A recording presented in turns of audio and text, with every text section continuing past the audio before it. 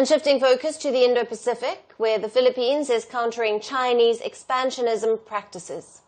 In the latest, the Southeast Asian country presented a strong front against Beijing's belligerence. Manila said that along with its allies, it's ready to fight Beijing against Chinese attempts to restrict flights over the South China Sea.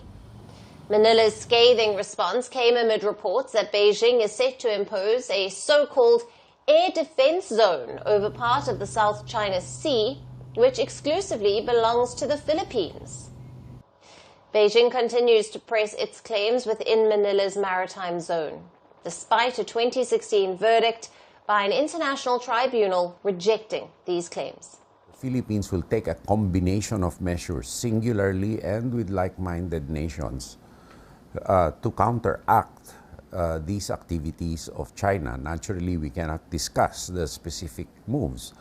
But then again, that is a very serious transgression of international law, which will demand a response. The greatest external threat actually is Chinese aggression, Chinese expansionism, and the attempt by China to change the international law through the use of force or acquiescence in its grand revival scheme or its attempt to reshape the world order to one that it controls.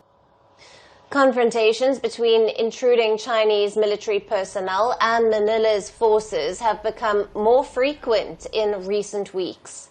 The maritime standoff over areas labeled disputed by China also involved Vietnam, Brunei, Malaysia, and Indonesia. Last month, the Chinese Navy helicopter flew within 3 meters of a Filipino patrol plane. During the mid-air standoff, the Filipino side warned the Chinese that their aircraft was flying too close, but the Chinese helicopter continued to hover with dangerous maneuvers. This military helicopter. This is Bureau of Fisheries and Aquatic Resources of the Philippine government. Cessna Caravan 280 Romeo Papa 1077, conducting a lawful maritime patrol within the exclusive economic zone. You are flying too close. You are very dangerous and endangers the lives of our crew and passengers. Keep away and distance of your aircraft from us. You are violating the safety standards set by the FAA and ICAO. Manila's assertion of a united front against Chinese expansionism means unfolding of existing and new defense alliances in the region. Apart from the Philippines' neighbours, it also implies an even more significant defense role for Japan, Australia, and the most important treaty ally of all, the United States.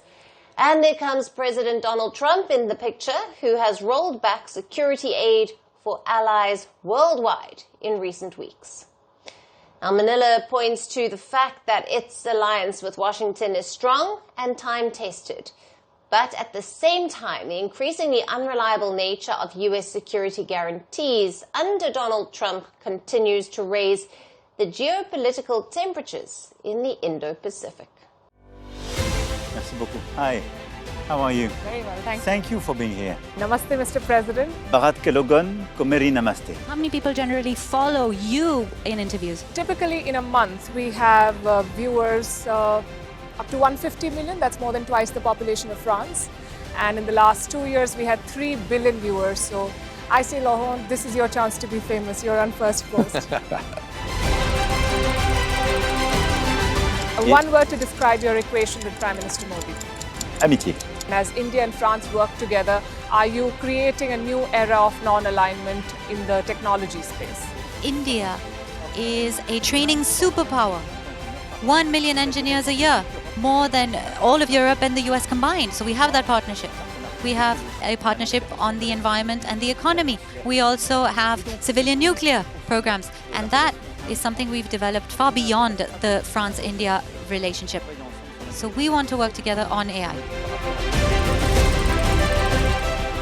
And then comes China with its DeepSeek, creating models at a fraction of the cost. Did that innovation take you by surprise? Did that breakthrough make you sit up and think, what did the Chinese do and how? But what did DeepSeek do? They took everything that was already available from the last AI model, and then they recalibrated it.